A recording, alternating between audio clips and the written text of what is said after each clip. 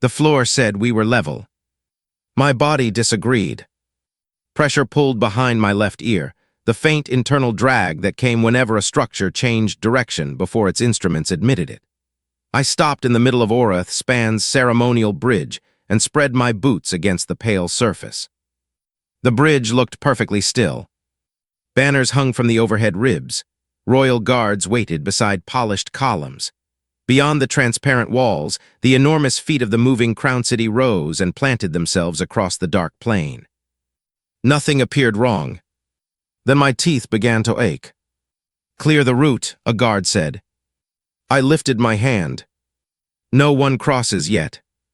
The guard stared at my orange work jacket, as though it were an insult someone had left in the royal procession. Behind him, Queen Zoria approached with her attendants. The Nakari were taller than humans, narrow through the shoulders, with dark skin covered by faint branching lines that brightened when their bodies adjusted to changing gravity. Zoria wore no heavy crown. A thin silver frame rested around the back of her head, supporting the ceremonial shield emitters woven into her collar. Regent Hadric Sohm walked beside her. He wore the layered white robes of the Assembly of Moving Houses and the expression of a man who considered every delay a personal attack. "What is the problem?" he demanded. The city shifted its load early. "The city has not shifted." "It has." He glanced at the bridge display. Every indicator remained green. "The foundation system reports stable transfer." "The foundation system is wrong." That earned a few quiet looks from the royal engineers. Hadric stepped closer. "You were contracted to certify the emergency refuge routes, human. You were not invited to challenge the Crown City's central controls." "My name is Milo Cade." "I am aware." "Then use it." The nearest guard stiffened. Queen Zoria studied me without changing expression. Most royal officials looked at a human and saw a compact, soft-skinned offworlder who had no business advising a civilization that had built cities capable of walking across continents. Zoria looked at my boots. "Why did you widen your stance?" she asked. "Because the floor moved." No one else reacted. They grew up inside moving cities. Their bodies trust the correction systems, mine doesn't. Hadric's patience thinned. "The Queen's procession begins shortly." "The procession can begin after I inspect the counterweight junction." "You inspected it yesterday." "Yesterday it wasn't lying." A brightness moved along the lines beside Zoria's jaw. Nakari emotion was difficult to read, but I had learned enough to recognize interest. "You believe the bridge is lying?" she asked. "Machines don't lie. They repeat what someone taught them to say." Hadric turned to the royal engineers. "Remove him from the route." I began walking toward the nearest service panel. 2 guards blocked me. Zoria raised a hand. "Let him inspect it." "Your Majesty," Hadric said, "the delegates are waiting." "They will survive waiting." The opening procession is meant to display the stability of Orath Span. Then an inspection should display nothing except our confidence. Hadric looked at me as if I had somehow arranged her answer. The guards stepped aside. I knelt at the service panel and pressed my palm against the casing. The metal carried a faint vibration. It came in smooth, regular waves, too smooth for a bridge connected to a walking city. Real structures complained. They clicked, flexed, and settled. They carried thousands of tiny disagreements between load and material. This vibration felt rehearsed. I opened the panel. The maintenance display showed perfect alignment across every support rib. "Someone flattened the sensor feed," I said. The chief royal engineer crouched beside me. "That would require central authorization." Then someone with central authorization did it. Hadric's voice sharpened. "You are making an accusation without evidence." "I'm describing a problem without pretending it's comfortable." Zoria came closer. The guards disliked that. I could tell by the way they tightened around her. She looked inside the panel. "Can the bridge carry the procession?" "Probably." Hadric exhaled in triumph. I continued. "Until the city transfers wait through the rear foundations. Then I don't know." You were hired to know, he said. I was hired to tell you when I don't. Zoria's gaze moved from the panel to the half-finished doorway recessed in the bridge wall. It had no decoration. Construction braces still crossed its frame. What is that entrance? Civilian evacuation iris, I said. It connects the bridge to the refuge chamber beneath the assembly level. Hadrick answered before I could continue. It is unfinished and not included in the royal route. That's the problem, I said. The royal route has its own protected corridor. It closes after the royal group enters. As intended. What happens to the workers? The bridge staff have assigned shelters on the other side of the ceremonial route. Hadrick's eyes hardened. This discussion is over. I reached into the inner pocket of my work jacket. The object inside was small enough to fit in my palm. Faded cloth covered it, tied with a plain cord. Zoria looked down. What are you carrying? A piece of shelter wall. Hadrick made a sound of disbelief. I untied the cloth just enough to expose the gray composite fragment within. Its edge was rough, and faint pencil marks remained on the surface. My mother and I built our first emergency shelter with this material, I said. A flood settlement on Earth. The outer wall failed later, but everyone inside survived. You preserved a broken piece? Zoria asked. I preserved the part that did its job. What makes it important? We built that shelter before the rain came. We didn't know who would be inside it, didn't know their jobs, their families, or whether we'd like them. That's the point. Zoria's face remained still, but the branching lines near her eyes brightened. A shelter prepared only for the worthy, I said, is just a locked room. Hadrick straightened. A royal evacuation system is not a moral argument. No, it's a door. That means it has to work. I wrapped the fragment again and returned it to my pocket. Zoria looked toward the unfinished iris. Can it be made operational? Yes. How long? Longer than Regent Soam wants to wait. She turned to him. Delay the procession. His answer came too quickly. That is not possible. The pressure behind my teeth deepened. I stood. The city had begun transferring its weight. A second vibration traveled through the bridge, this time strong enough to make the hanging banners sway. The central display remained green. There, I said. The royal engineer checked the panel. No movement registered. That's because the display isn't connected to what the bridge is doing anymore. A low tone sounded through the ceremonial route. Hadrick glanced toward the far entrance. The delegates have assembled. Zoria watched me. If I cross, what happens? I don't know. And if I do not? Everyone sees the Queen of Orath span afraid of her own bridge, Hadrick said. I ignored him. If you don't cross, we inspect the controls and inconvenience some powerful people. The Queen's jaw lines brightened again. You make inconvenience sound noble. It's one of humanity's most reliable survival strategies. For the first time, she almost smiled. Then Hadrick stepped between us. Your Majesty, every moving house is watching. They already question whether Orath Span remains capable of leading the assembly. If you cancel this procession because an off-world contractor felt dizzy, they will call it weakness. The word settled between them. Weakness. I had heard it before in disaster zones, usually from men standing far enough from the damaged wall that it would crush someone else first. Zoria looked across the bridge. The rival delegates waited beyond the transparent span. Workers stood along the service edges, trapped between ceremony barriers and sealed access doors. Her posture changed. Not toward Hadrick. Toward them. We cross, she said. My stomach tightened.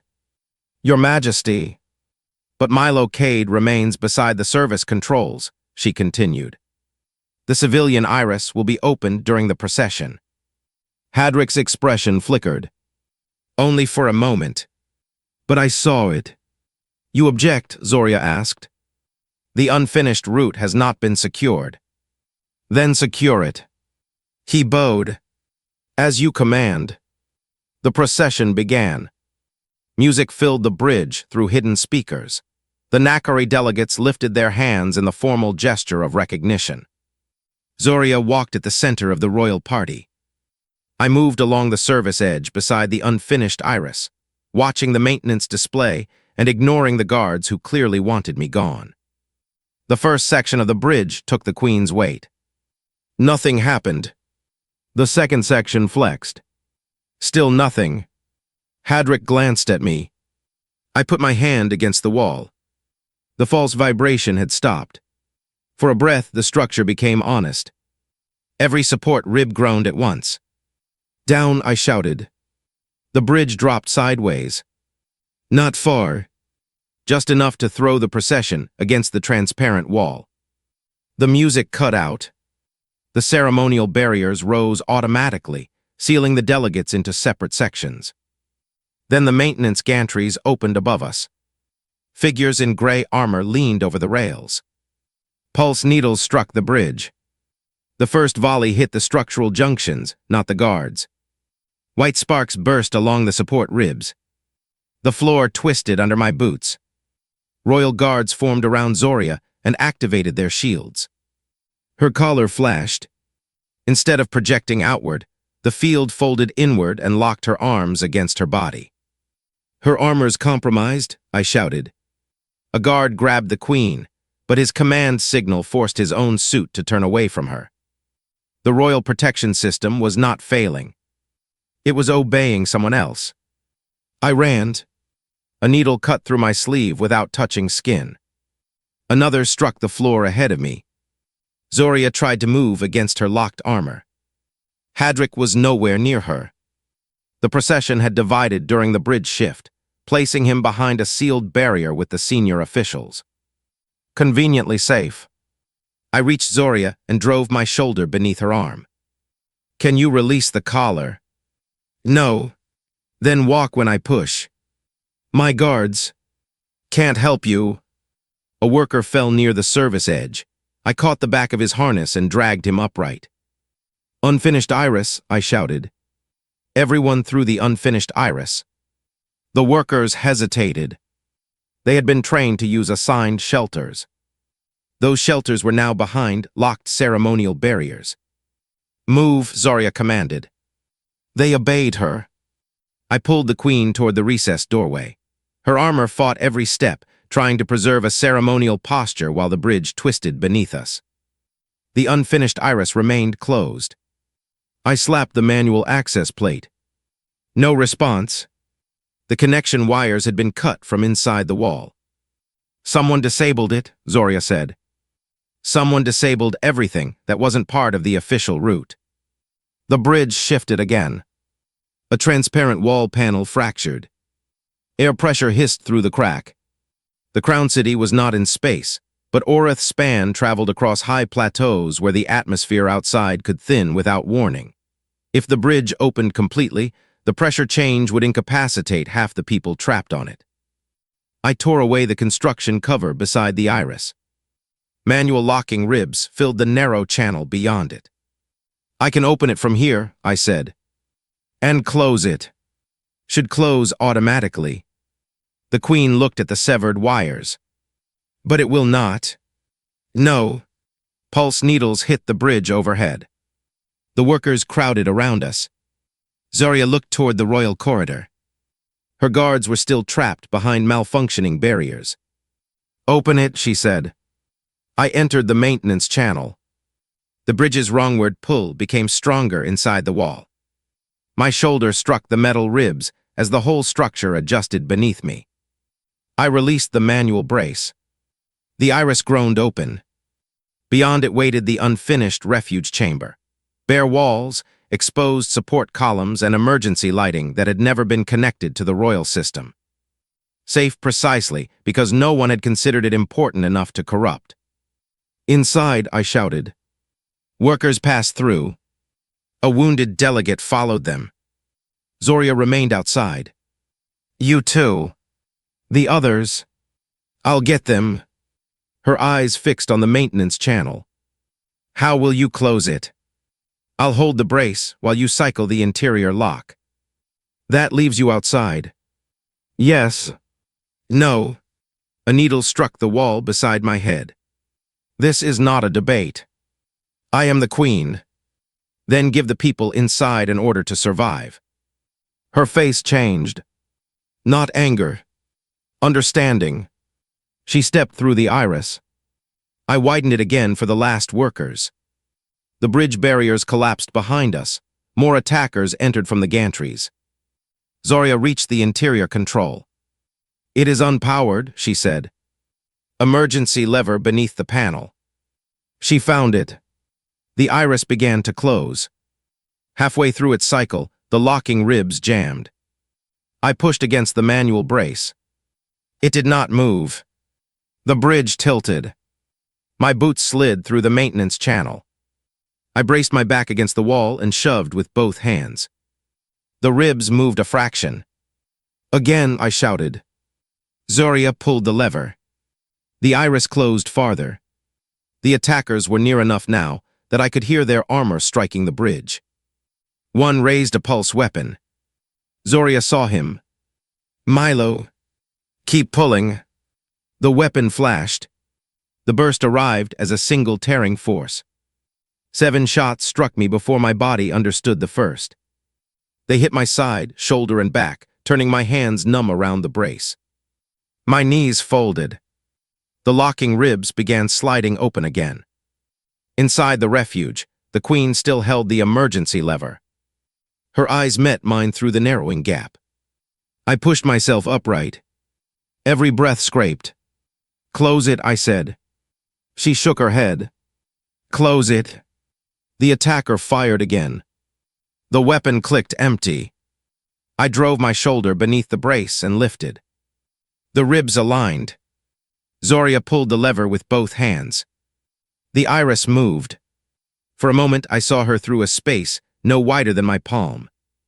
The queen stood with frightened workers behind her, her ceremonial armor still locked, the branching lines across her face blazing with strain. Then the shelter door sealed between us. The bridge disappeared. So did the pain. So did everything else. Zoria remained against the closed iris until the workers began calling her name. No light marked the outer channel. No movement reached her through the sealed ribs. Milo's cloth-wrapped fragment lay near her foot. It must have fallen from his jacket when he entered the maintenance space. She picked it up.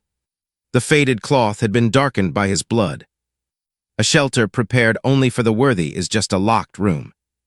The refuge chamber shook. Dust fell from the unfinished ceiling. The surviving workers stared at her, waiting for royal instructions that would make the impossible situation orderly again. Her ceremonial armor released with a hiss. Every official route display remained blank. Only the construction markings on the walls were visible. Milo had drawn them by hand. Arrows pointed toward unfinished service passages, pressure gates, and maintenance shafts. Some were accompanied by small human words the translation lattice did not recognize. Zoria unfolded the edge of the cloth, covering the shelter fragment. A faded pencil line crossed its surface. Not decoration. A measurement. Someone had once held that fragment against a wall and marked where it needed to fit. Your Majesty, a worker said, the royal refuge is in the opposite direction. The royal refuge was part of the attack. Then where do we go? Zoria looked at Milo's arrows. Where he prepared for people he did not know. She led them into the service passage. The corridor descended beneath the assembly chamber. Several pressure doors had been deliberately sealed, but the civilian construction controls still responded. Behind the first door, they found bridge workers. Behind another, they found medical staff. Farther along, they reached a group of delegates from the moving city of Terv. The same city named on the emergency display as the source of the attack. The delegates had been locked inside a collapsing reception hall. Their leader recoiled when Zoria entered. You are alive. So are you, she said. Your security network identified our soldiers. My security network tried to kill me. A transmission echoed through the passage. Regent Hadrick's voice emerged from the emergency speakers. Queen Zoria has fallen. The workers froze. Zoria looked upward. Hadric continued. Orath Span has suffered a deliberate attack by agents of Terv. To preserve the assembly, emergency authority must be consolidated under the Crown City until the enemy is defeated. The Terv delegates stared at Zoria. A worker whispered, "He thinks you died." "No," Zoria said. "He needs everyone else to think I died." Hadric called upon the moving houses to surrender independent control of their foundations, defenses, and supply routes to a single imperial command. He promised stability. He promised justice. He promised safety, all while the unfinished refuge beneath him, filled with the people his official shelters had abandoned. Zoria activated a construction terminal. The main network rejected her royal seal. Milo's local refuge access remained available. She opened every unfinished shelter door connected to the service passage. Civilians poured inside. So did guards whose armor had released after the central control system failed. So did delegates Hadric had already named as enemies. When the refuge had filled, Zoria entered the assembly through a maintenance hatch behind the speaker's platform. Hadric stood before the gathered houses in white ceremonial robes. He was asking them to grant him control of every moving city. Zoria stepped onto the platform. No announcement preceded her. No royal guards cleared the way. Construction dust covered her clothes. Milo's blood stained the cloth-wrapped fragment in her hand. Hadric stopped speaking. The assembly saw her. Then it saw the Terv delegates emerging behind her.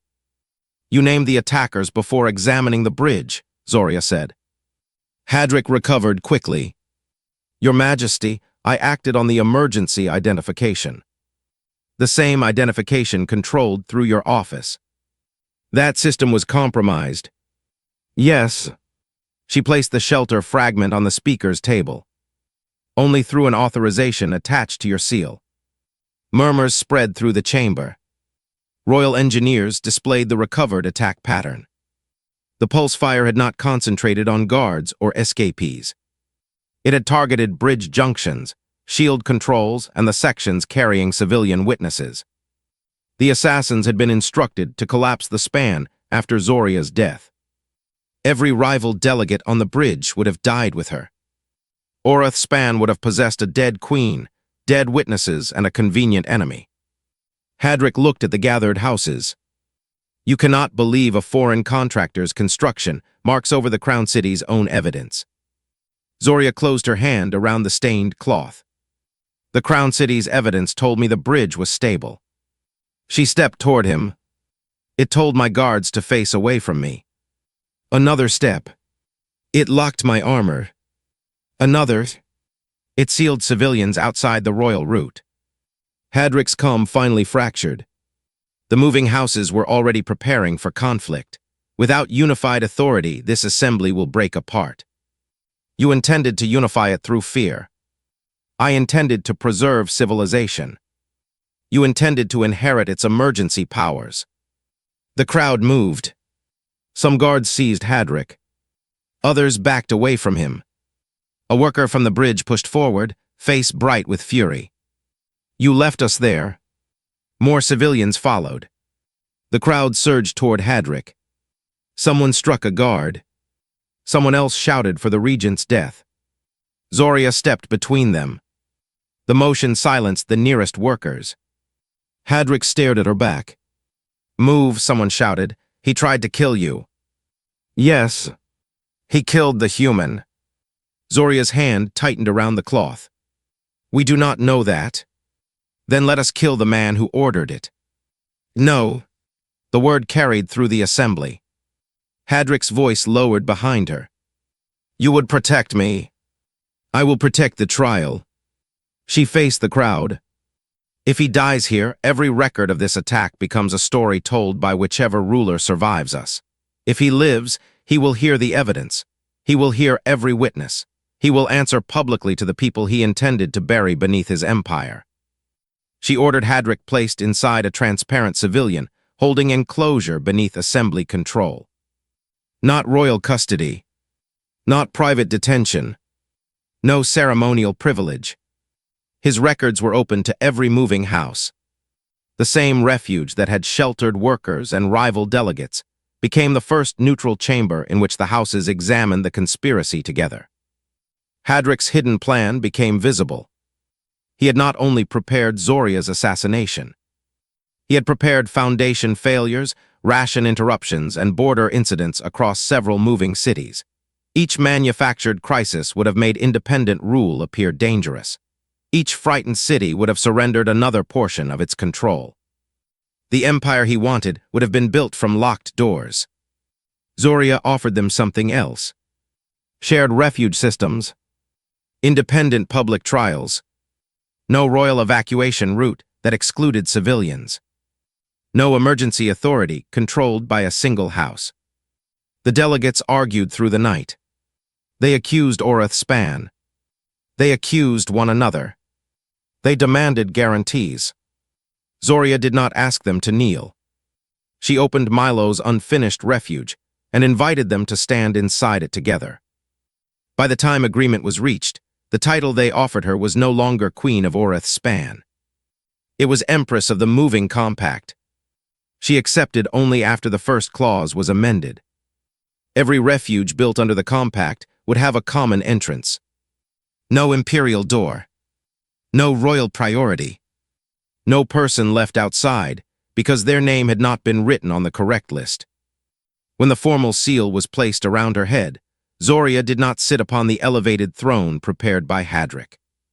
She asked for news of Milocade.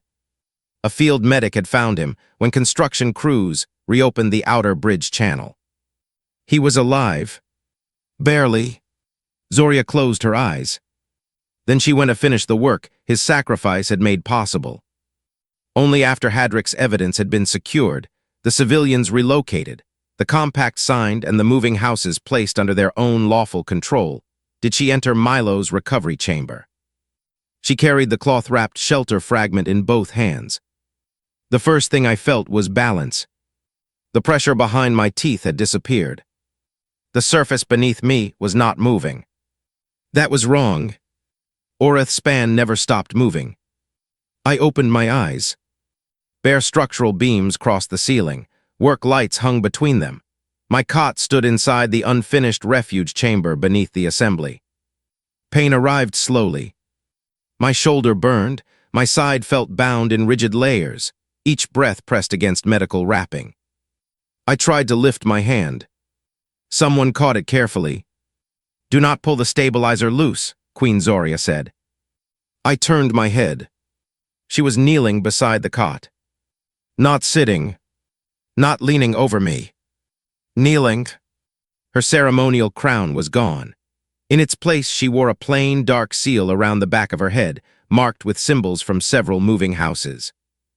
Dust stained the knees of her formal clothes. "You're alive," I said. "So are you." "Good." My voice sounded weak enough to belong to someone else. She held something above my hand. Faded cloth. A gray fragment inside it. "You dropped this," she said. I closed my fingers around the shelter piece. The cloth had been cleaned, though a darker stain remained near the cord. What happened? The bridge survived. The workers. Most reached shelter. The delegates. Alive. Hadrick. Her eyes remained on mine. Alive as well. That sounded deliberate. It was, she explained without turning the room into a political chamber. Hadrick had arranged the attack. The rival delegates had been intended to die beside her. The emergency identification was false. The royal routes had been designed to fail. The moving houses had seen the evidence. She had refused the emergency throne Hadrick had prepared. They created another position, she said. I looked at the seal around her head. Empress. Yes. That seems like a promotion. It feels more like a collection of unfinished arguments. Those are the strongest kind of government. Her mouth shifted slightly, the closest thing to a knackery smile. I looked at the floor beside her knees. Why are you down there?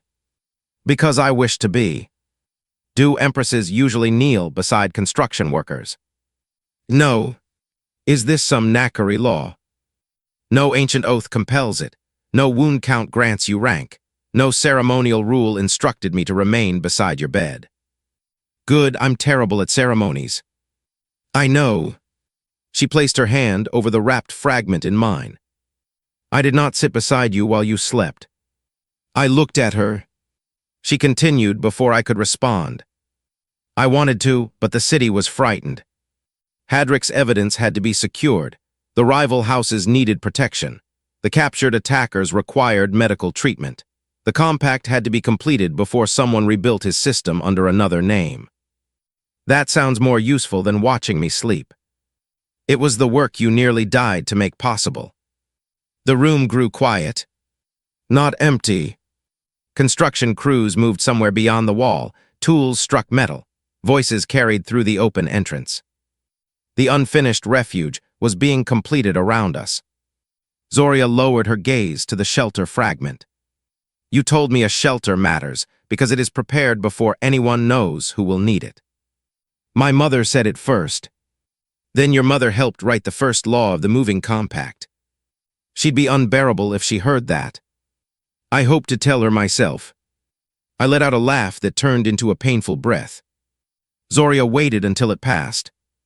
I am kneeling, she said, because the bridge gave me a choice. I looked at her. You could have released the brace. You could have entered the refuge before the iris closed. No law required you to remain outside. The people weren't through.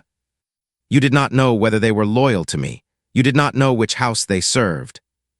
They were standing near a broken bridge. To you, that was enough. Yes. She sat back slightly but did not rise. I became Empress because the moving houses believed I opened a shelter large enough for all of them. I did it because a human engineer showed me that protection which excludes people is only another form of danger. I tightened my fingers around the cloth. I only showed you a door. You showed me which side a ruler should stand on. That was too large a sentence for the man lying inside the cot. I looked toward the open refuge entrance. Workers passed through without guards checking their names. Did you keep the royal corridor? No. Separate imperial entrance? No. Priority locks? Removed. Then you're doing fine. She almost smiled again. I came to ask you for something. I'm not certifying another bridge today. I am asking you to design the common refuges. I studied her. My medical team says your species requires recovery. My medical team has never met a contractor facing an unpaid final invoice. You will be compensated. That wasn't my main condition. What is? No imperial entrance. Agreed. No door that closes after officials pass through. Agreed. Local manual controls, separate from central authority. Agreed. Civilian inspection access. Agreed. I narrowed my eyes. You're accepting these too quickly. I argued with the assembly already. And they became tired before I did. That's promising. Zoria rose carefully. The lines beside her jaw brightened. Rest Milo Cade. I will. You are lying. Yes. She stepped toward the entrance. Empress. She stopped. Thank you for closing the iris. Her expression changed. The memory of that narrowing gap returned to both of us. You ordered me to. You could have refused. So could you. Then she left the recovery chamber to continue building the government that had begun inside it. My recovery took longer than my pride considered reasonable. The shots had damaged muscle, cracked bone, and left my right arm weaker than before. The medics warned that full strength might never return. The cost stayed. So did I. When I could walk safely, I visited the first common refuge construction site. It stood beneath the rebuilt ceremonial bridge. The royal corridor had been removed completely. Workers from Orath labored beside crews from rival moving houses. Refuge controls were mounted low enough for injured people to reach. Manual releases operated independently from the Crown City network. Above the entrance, there was no royal crest, only a simple inscription translated into every assembly language. Shelter first. Zoria arrived without a procession. She wore the compact seal and a plain construction harness over her formal clothes. A crew was preparing to lift the first entrance beam. The site supervisor saw her and immediately ordered everyone to make space. Zoria shook her head. No space is required. She took position beside the workers. I moved toward the other end of the beam. A medic tried to stop me. I ignored him and placed my good shoulder beneath the support pad. Zoria noticed the way I favored my injured side. "You should be supervising," she said. "You should be ruling." "I am. So am I." "You do not rule anything. I rule this measurement." The workers laughed. Together, we raised the beam. It was heavier than it should have been. Or perhaps I was weaker than I wanted to admit. Either way, the Empress took more of the load without announcing it. The beam reached the entrance frame. I checked the guide mark. It sat slightly low on her side.